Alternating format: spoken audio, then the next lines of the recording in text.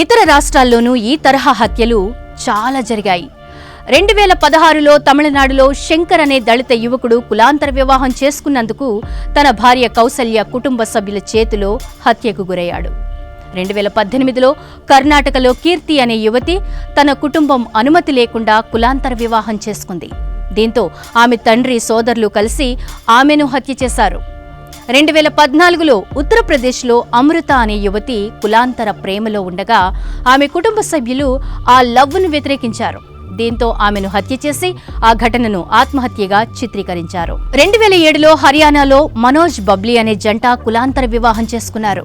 అయితే వారి కుటుంబాలు, గ్రామ పంచాయతీ ఈ వివాహాన్ని వ్యతిరేకించి ఇద్దరిని చంపడం పెను సంచలనం రేపింది. రాష్ట్రాల వారీగా చూస్తే పంజాబ్, హర్యానా లాంటి ఉత్తరాది రాష్ట్రాల్లో కులం పేరిట ప్రేమికులను, పెళ్లైన జంటలను హత్య చేయడం ఎక్కువగా జరుగుతోంది.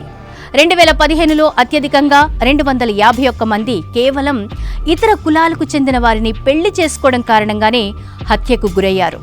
ఇటు తెలంగాణలో ఈ తరహా హత్యలు 45 వరకు రికార్డయ్యాయని చెబుతున్నారు జాన్ వెస్లీ. ఇండియాలో కులాంతర వివాహాలు చేసుకునే జంటలు సామాజిక, కుటుంబ, న్యాయపరంగా అనేక సవాళ్లను ఎదుర్కొంటున్నారు. ఈ సమస్యలను పరిష్కరించడానికి ప్రత్యేక చట్టం ఖచ్చితంగా అవసరం. నిజానికి 1954లో ప్రవేశపెట్టిన స్పెషల్ మ్యారేజ్ యాక్ట్ ద్వారా భారత్లో కులాంతర వివాహాలు జరుగుతున్నాయి. ఈ చట్టం కులం, మతం, జాతి లాంటి అంశాలను పరిగణించకుండా ఇద్దరు మేజర్లు స్వచ్ఛందంగా వివాహం చేసుకునే అవకాశాన్ని కల్పిస్తోంది. అయితే ఈ చట్టం ప్రక్రియలో 30 రోజుల నోటీస్ పీరియడ్ లాంటి నిబంధనలపై అనేక విమర్శలున్నాయి. ఈ నోటీస్ టైంలో జంటలో కనీసం ఒకరు జిల్లా వివాహాధికారికి పెళ్లి నోటీసు సమర్పించాలి. అప్పుడు ఆ అధికారి ఈ నోటీసును తన కార్యాలయంలో స్పష్టంగా కనిపించే ప్రదేశంలో ఉంచుతారు. ఈ నోటీసు డిస్ప్లే చేసిన తేదీ నుంచి 30 రోజుల్లోపు ఎవరైనా ఈ వివాహంపై అభ్యంతరం వ్యక్తం చేయవచ్చు.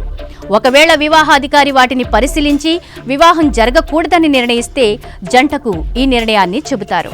ఇక ఈ నోటీస్ టైంలో పెళ్లి చేసుకోవాలని భావించిన జంటలకు కుటుంబ సభ్యులు లేదా సమాజం నుంచి ఒత్తిడి, బెదిరింపులు ఎదురయ్యే అవకాశాలు ఎక్కువగా కనిపిస్తున్నాయి. అందుకే ఈ చట్టంలోని పలు అంశాలను మార్చాలన్న డిమాండ్ కూడా ఉంది.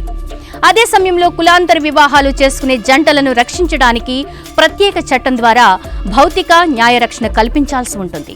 ఇది చాలా మంది సోషల్ యాక్టివిస్టులు చెబుతున్న మాట. ఈ అంశంపై మీరేమంటారు? మీ అభిప్రాయాన్ని కామెంట్ చేయండి.